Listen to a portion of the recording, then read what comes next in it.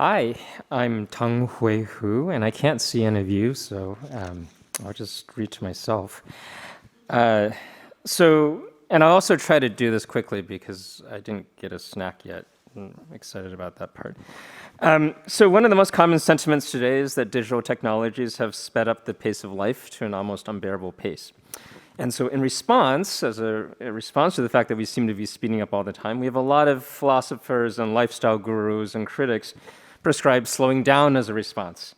There's the digital detox, which is supposed to help digital entrepreneurs recharge and then speed up again. There are any of the so-called slow movements. You all know about slow food, but there's also slow reading and the slow professor who's supposed to write in poem like sleets rather than tweets. There's even slow sex, a business which brought in $12 million last year by selling $36,000 orgasmic meditation retreats. Even something called slow architecture, the pictures of which are always missing the workers who must rush in and out to make slowness possible for others. My talk will not be about any of those things today. In fact, I'm interested in describing time in a different way, outside of the words slow and fast, which I find limiting and frankly quite boring. For one, slow and fast are never absolute terms. They're often purposely manipulated to match our perception of time. So one example is that when Facebook had a security scan feature, it completed so quickly that users thought it was unreliable. So the engineers thought, okay, we'll make it reliable. We'll add a delay of like a second or two before it completes. When we talk about things speeding up for everyone, we also forget that speed affects people unevenly. Wealthy people can slow down in a way that the poor cannot. They can make their assistants write their email for them. If you install a new content delivery system to eliminate lag between two continents, that doesn't take into account toxic metals that might linger in the environment and therefore the bodies of workers in the global south for centuries to come.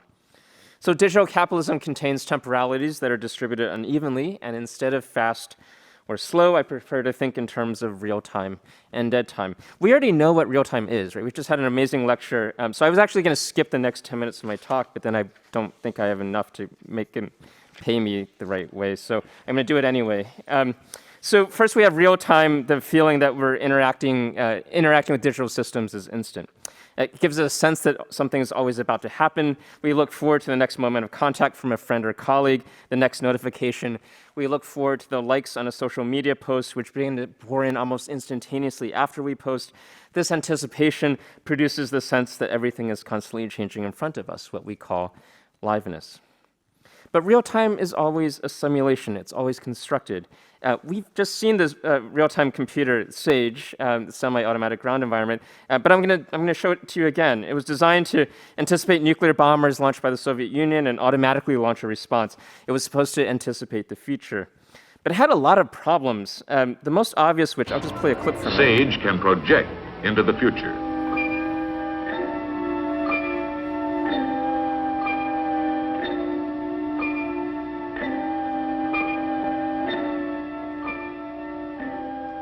The computer can furnish information on the countermeasures available so that the officer in charge can make his choice as to when and where to fight. Once he has...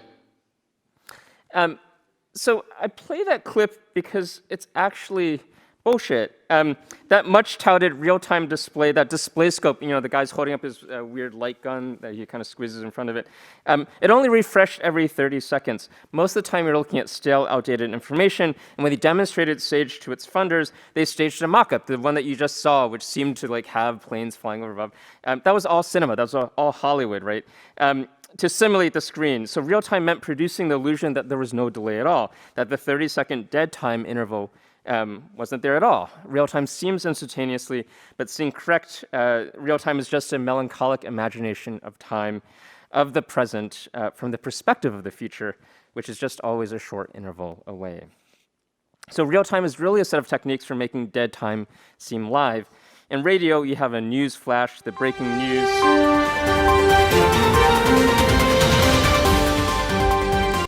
Sorry, I've always wanted to do that. You have something to make it seem like something is happening, right? So like something exciting is happening when really, this is a talk about dead time. This is about talk about boredom and me not doing very much. You have it in radio, you even have in the US at least a law that says that broadcasting dead air is illegal. You get a fine if you broadcast nothing. We have a similar set of techniques online with browsers prefetching information that it thinks you might browse, and then it steers you towards those choices. I'm told that the most played video in the world, at least for a decade or so, was of an internet browser loading designed to make you seem like something's happening, right? Or that you're doing something when it's telling you to wait. So it often feels that the digital world waits for us to interact with it, that the server is waiting for orders, that the smartphone is waiting for it to be touched by us. Yet it's this feeling of liveness that binds us to the rhythms of digital capitalism. The exact opposite is true. The open secret of digital capitalism is that it's really a tactic for making users wait for things and of monetizing our discomfort with waiting, for example, by offering us apps that make downtime seem more productive. Waiting, Netta Alexander writes, is the underlying logic, ideology, and business strategy of digital capitalism.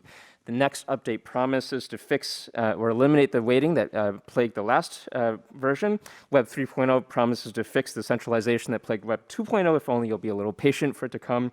The next version of AI will fix the racist problems of the last generation of AI. That's just why it's hard to slow down and why we feel so exhausted. We're told that everything is changing, that a future is just around the corner, but really we're stuck in a standstill. Now, if waiting seems bad from a user's perspective, consider the workers within digital capitalism. Think about a warehouse worker in Amazon who's hired under a temporary contract and who has no chance or expectation of advancing into information technology, even though that's one of Amazon's promises, that you can sign with us, and then you'll go up the ladder and soon you'll get into IT and become, a tech worker. Instead, they live one temporary contract to another, season after season, often paycheck to paycheck. It is all, as Neferti Tadier writes about the lives of domestic workers in the Philippines, all undifferentiated, measureless time. It's not time that's going to advance your career or that you'll invest, not when there's no future to invest in. So the waiting here is something I call dead time, which looks like waiting without anything to wait for. Dead time is what makes real time feel real. You're constantly interacting with your digital assistants or servants and other technologies whose job it is to sit and wait for your command. They're named Alexa or Siri or whatever else. But dead time is the time that these robots and servers live in as they wait for your command. It saturates the digital environment. It's what real time is trying to disavow.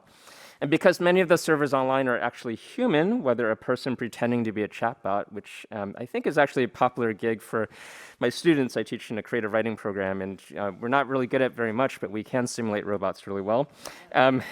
Or a gig worker doing a microtask. Dead time is a way of getting at the feelings of boredom, disempowerment, or repetition created by digital labor. Dead time is often fast and slow at the same time as when Amazon is forcing you to skip bathroom breaks to work faster, but is also at the same time unwilling to pay for you to come in regularly so that you wait for the next ping on your app that tells you that you're needed in the warehouse. So dead time isn't spectacular. It's rooted in the everyday, the ordinary. It might look like exhaustion. It might look like being unable to respond, or it might look like responding too much. It might look like that three-letter word LOL, laugh out loud, because LOL means that you didn't actually find what someone texted you funny, and you can't muster the effort to write anymore. But dead time is bigger than just the digital. It also affects what we consider live, and by extension, what we consider human. When people tend to stereotype people of color for being too fast or too efficient or not responsive enough as robots and technologies. So my colleague Lisa Nakamura did this classic study on World of Warcraft. Some characters that didn't seem to respond fast enough or didn't respond at all were stereotyped as Asians mining for gold, right? Asian robots, and therefore people would attack them. It builds on the stereotype of Asians as being too wooden or otherwise mechanical in their expression. If you are or seem like a non-player character, your job is presumably to wait for real humans to interact with you. The larger point, though, is that race has historically been encoded in the temporality of a body. Think of a black or brown person coerced or enslaved into being a technology for doing manual labor. This association was so strong that here you see a robot from 1938 in a sombrero hat, because the idea of a Mexican worker, farm worker, and a robot were sort of beginning to merge in the minds of the agribusinesses. Think about the ways that vagrancy laws were used against these black and brown workers to say they were too lazy and not moving fast enough as a way of producing a pool of disposable machines, machine labor for agriculture. So dead time is waiting without the idea of the future, though it's an affliction that all of you may go through. It's one that, again, particularly affects persons of color. As Sandra Ruiz puts it in her book about performance in Puerto Rico, a colony of the US, being a brown colonized person is about being an unwanted being, a walking dead. Trapped in a structural state of dispossession, Puerto Ricans have, in her words, quote, a debilitating excess of time and also have no time left. She means that residents simultaneously have too much time and too little time, placed in a situation where life expectancies are lower because of inequalities in health, where the state has abandoned the people, but also placed in a time of waiting for the promises of investment and change that the US keeps making, but keeps deferring indefinitely. The question that Ruiz concludes with is not the usual question that a more privileged person might ask. How might you spend your time wisely? How can you change the world? Instead, it's a simpler question. How do the dead live? How do they endure? How do they keep afloat when they're too exhausted to do any more than tread water, and existing itself is the battle? At the same time, I want to argue that dead time is not a null state. Take exhaustion. In the early part of the 20th century, some critics like Jean Epstein saw fatigue as a uniquely modern phenomena. Rather than the depletion of potential, so your body is in a battery that's drained of energy, Epstein saw an inchoate potential or unactualized potential. It's a fascinating reversal of our usual associations with fatigue. And to show how this might be the case, think about your own experiences with exhaustion. Tiredness can drag the body back to the present, instead of allowing it to race ahead to the future. It focuses attention on the process of waiting and the inchoate energies that are within it. After all, waiting and weariness can be a heightened, if strange, form of noticing and attention. When you have insomnia, you can't shut off or filter off your perception and thought. You can't quiet your brain, right? And this flood of unfiltered thought is productive. Engineers, too, glamorize the sleepless nights that lead to breakthroughs, but other breakthroughs are possible. Just to simulate this, and mostly just to give myself a break, I'm going to play a few minutes of white noise. You're welcome to nod off if you want, if you're tired. And I'll tell you why I'm playing this in a second. So here's the white noise engine. Ooh, it's aggressive, isn't it? Okay.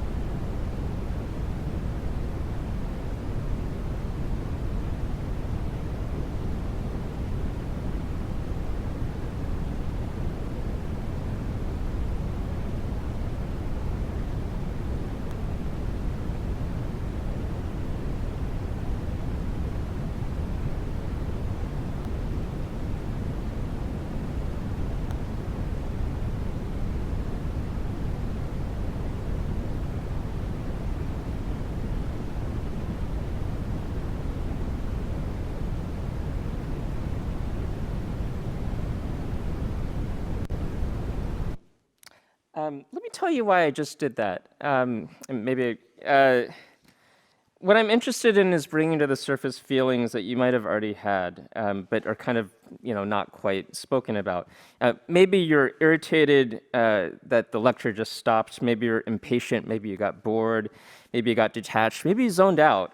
Maybe you're just interested in that, in the nothing happening. But I wanted to play that because now we have nothing in common as raw material to work with, as something that's normally invisible, but is now recognized as an affect that was in the room, right? It was interesting to hear you guys talk. Also, I really was happy that there was a couch here on stage. You guys didn't have a couch, so. I've been calling life inside dead time lethargy. So the affect that I think just possibly surfaced in the room for a brief period of time, I'm calling lethargy in order to speak to the generative potential of it. And there's my book. I think there's one copy for sale in the bookstore. But lethargy isn't absence, right? It's just the opposite of absence. It's both a feeling of being overwhelmed and also being overwhelmed with the problem of feeling. Just because it's devalued by society doesn't mean that dead time or lethargy isn't full of joy and struggle and life. Think again of Ruiz's question, how do the dead live? It's where music and poetry and dance are born as ways of both passing time and rethinking time. It's also where forms of sociality that cut across the usual lines that divide us exist. Lethargy, the word, comes from the Greek root for both forgetfulness, lethe, and also latent. So lethargy describes the feeling of being withdrawn or depersonalized, feeling not quite a person, feeling not quite a human, maybe more like a robot or an object. But it's also proof that not everything has to be actualized or turned into an action to have value.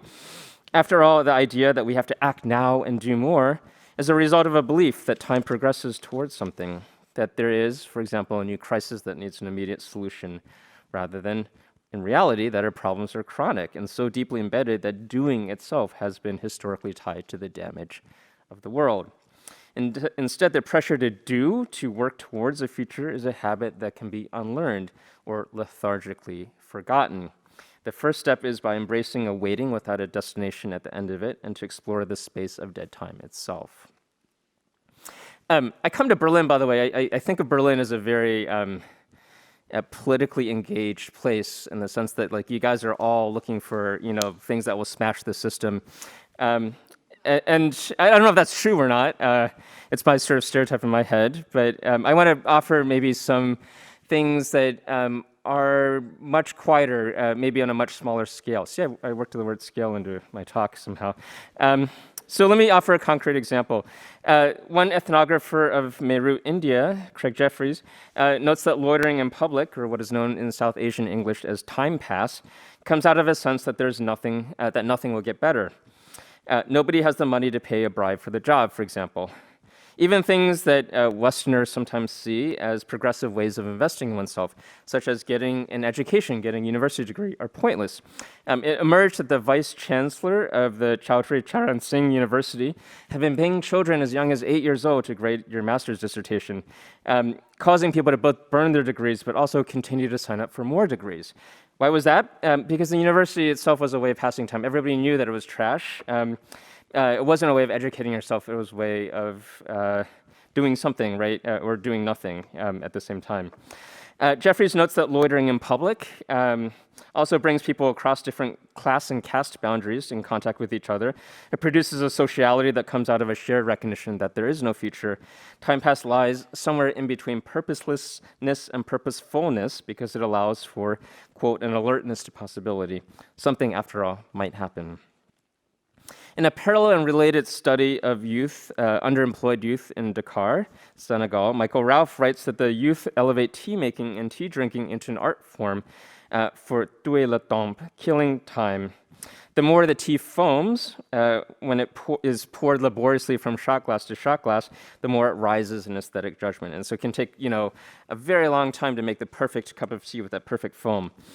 In a parallel fashion, and they're also seen as sort of loiterers and menaces to society, the Senegalese authorities describe them as idle and potential sources of trouble.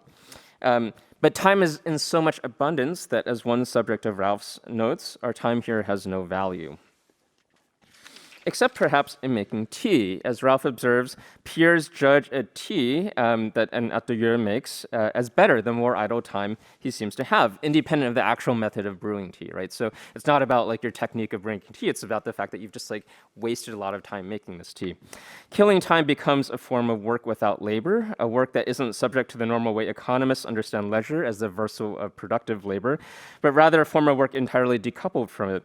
In a similar way to Jeffrey's example of cross-caste affiliations at the tea stalls in Meerut, India, tea in Dakar is, quote, a coping mechanism, a technique for building solidarity in the midst of an economic crisis, as well as a displaced and involuted way of expressing the sense of being contained politically. The solidarity here isn't directed against a specific regime or specific government, but it's nevertheless a way of building the affective infrastructure that would be the precondition for any later action to come. So that latent part of lethargy again. If we have trouble seeing lethargy as political, it's related to the fixed categories of how we typically imagine social change, typically through the idea of a protest or a refusal or resistance of opposing something. Lethargy is instead an affect, which is to say it operates below or before the level of action. And because affect is a potential in the air, as a charged audience at a concert or widespread feeling of economic malaise, it's still a form of connection with others. You all had to sit in the dark, while I sat on the couch together, right? It can even be something that doesn't rely on being a subject at all, as is what happens when one is zoned out or even asleep. So let me offer an example from my book. It's from the Australian film Sleeping Beauty. In it, the main character engages in a peculiar kind of sex work where she's asleep and disrobed while her clients peruse her body, although there's no traditional sex, there's no penetration, for example. Because the main character is asleep through much of the film is really about exploring the intimate states that can occur between the living and the dead. Sleep, after all, makes us vulnerable. It's the neutral meeting ground between subjecthood and objecthood, a state that shows how the two ends of the spectrum can slide into each other or shade into each other. And I'll play one of the film's most moving scenes.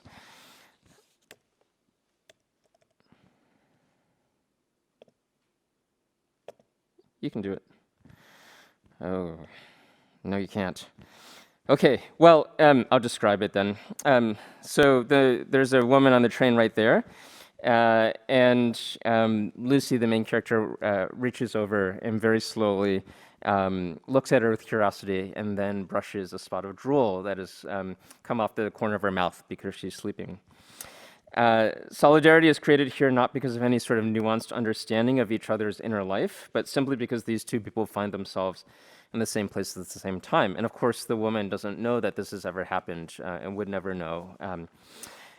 Counterintuitively, though, lethargy's coolness may better support these conditions of mutuality than active encounters between subjects, which exclude those who are unable or unwilling to speak. I think about President Obama, for example, who was described as surprisingly articulate for a black person, right? So here, at least lethargy's passivity may be a slur for radical acceptance. We see a lethargic or zero-degree politics here, where we have the heaviness of being someone who isn't awake, where affect is received, if not circulated, and where the non-reciprocity of the gesture involves blocked communication, but is nevertheless different, subtly but crucially, from solitude. The film's also interesting because it explores tiny micro moments of sociality between workers. For example, in a long car ride when a servant drives another servant, or when 6 working girls on the left inspect each other, thumbing through their phones before serving food. The film is mostly silent, and it shows the interaction between passive objects, in other words, servers, that supposedly lack the capacity for action. It shows how sex or enjoyment or liveliness is largely interpassive, that is delegated to others. In a parable, how we increasingly delegate our lives to digital servers and proxies, right? Services and proxies. The servants here relate to each other not as fleshy characters with deep personalities, but as shallow figures that resemble non-player characters. They offer each other tea, they ask, "You okay?" They ping each other using whatever small talk is allowed by protocol. Nevertheless, there's something, however attenuated, between them. I also take it as an example of, so in the picture on the right, the man is actually not alive, or well, he's an actor pretending to be not alive, right? So there's something about how lethargy isn't based on humanness and all the things that we associate with it, such as having individual personality or will, or always being the agent rather than the one who receives action. By extension, then, lethargy also describes the relations between non-humans and non-humans, or humans and non-humans. The scene that I tried to show might be read as an allegory also of bot-to-bot relations. Instead of living in the time of the live or the real, we live in dead time too, just like our robot servants do. We're often exhausted, flat, and lethargic, lacking agency, feeling passive, or treated as disposable labor by our employers. Rather than enliven us, we should unlearn our attachments to these impossible standards. We should forget the future and the promise of humanness that it embodies, and instead think about what is possible when we embrace our lethargy. I'm going to end kind of with a little bit of lagniappe. I'll play a clip from an audio file. Tega Brain and Sam Levine, two artists, developed Perfect Sleep, which is both an installation and also an app. They playfully speculate about what happens to the climate if we try to increasingly increase our sleep until we start sleeping 24 hours a day instead of 5 or 6. And so the text I want to play is just a clip from one of the texts that you can listen to on the app from theorist Simone Brown, and then the lecture will be over. So here we go. Close your eyes. And if we could dim the lights, please. Thank you. Take a deep breath in and out. Imagine the ocean. Imagine the turquoise, glistening Caribbean water and an early morning blue sky in Tobago. You walk along a jetty and step onto a glass-bottom boat that will take you on a tour of the island's coastal ecosystem. Dexter, the boat's captain, takes you out to sea. It's slow sailing because the glass bottom allows you to see what's underwater and on the ocean floor. After a while, Captain Dexter turns the boat's engine off, drops the anchor, and you jump out and then float, stand up, or walk around in the clear blue warm water in this sandbar called the Nylon Pool. The coral sand looks like sugar, and the water is salty and comes up to your knees in what appears, to you at least, to be in the middle of the Caribbean Sea. After, you climb back onto the glass-bottom boat and drift over to Buku Reef. There you snorkel in and amongst the coral, algae, starfish, stingrays, parrotfish, and other marine life. The crew teach you about Scarus caeruleus, the blue parrotfish that make their home in Buku Reef.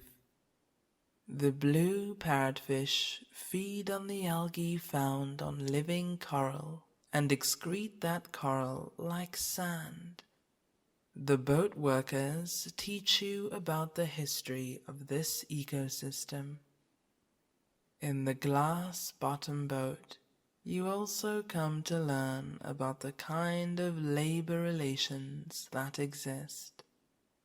Tourists, both foreign and domestic, bargain down the price paid to these low-wage laborers who are dependent on those very tourist dollars.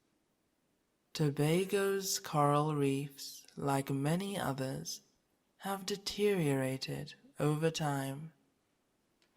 Made vulnerable by pollution and waste mismanagement, threatened by anchors, deforestation, and reef-walking tourists.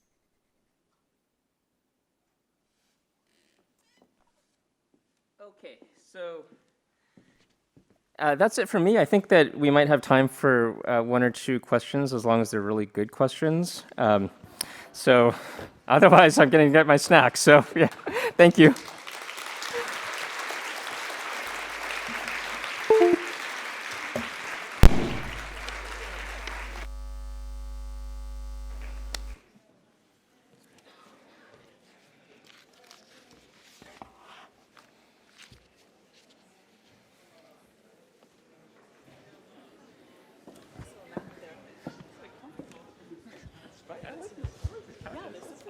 I to lie down on, but not to sit on. Hi, everyone. We have time for probably one, maybe two questions from the audience. So I'll open it to you. I know it's a little warm in here right now, but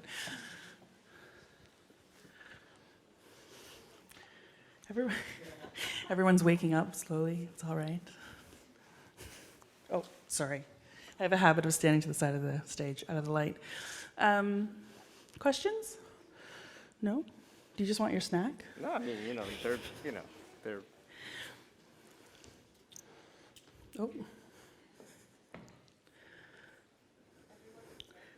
Yeah. It is bright, isn't it? Yeah, it's also very bright. Now I can finally Right. see you guys. It's kind of strange. You guys were just a dark blur before. So. All right. Well, if there's no... Oh, sorry. There's one question. Mine is just a simple question. Thank you for your talk. I was wondering what the significance of the white noise was. Why specifically that sound? Oh, that's a good question. The curator suggested it. They wanted something more dramatic and performative and lively out of me. So I thought it was a good idea. But I think that I wanted to, I don't do lecture performances. I don't do like expressiveness or interest, right? I'm wearing a mask so that you can't tell whether or not I'm making fun of you guys or not if I'm smiling. But I think I've always loved, I'm just making this up on the spot, but I think I've always loved those interruptions in lectures. When I took art history lectures in college, this will date me, but the slide projector would always jam and break. And then we'd have this sort of 5 or 10 minutes, we're just like sitting around waiting to figure out if they'll fix it or if they burned a hole in the whole projector and the class was over. So I guess those of you guys who study media studies know that a big part of a media studies conference is watching someone fiddle with their HDMI cord to try to get their PowerPoint to work, right? So I like the fact that that is something that can be and should be part of what a lecture is. I don't know if it produces anything. I did attend and I write about a workshop for doing nothing together. In my book, it was a dance or choreographed event. And it was quite interesting to try to watch people not do anything because that was the only instruction that they were given. Because people would try to not do anything and then they would sort of realize that they were doing something, like they were trying to slump down and they're like, oh wait, that's doing something, isn't it? Or they'd watch other people not do things and they tried really hard to be like, oh, I'm not doing that, like I'm not watching you, I'm just... So, I mean, it is quite hard to do nothing.